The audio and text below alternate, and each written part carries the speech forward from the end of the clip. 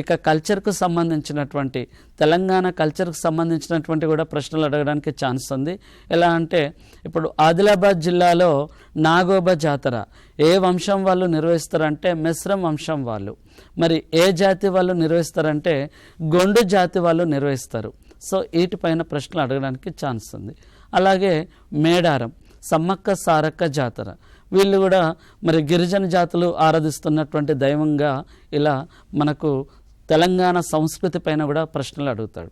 అలాగే వీటితో పాటు అలాగే వరల్డ్ జాగ్రఫీలో చాలామంది పేపర్ 1కు ప్రిపేర్ అయ్యే వాళ్ళు అలా సోషల్ నుంచి అంటే తక్కువ మార్కులే కదా అని ఎకనామిక్ ఎక్కువ ప్రిఫరెన్స్ చేయడం జరుగుతూ ఉంటుంది.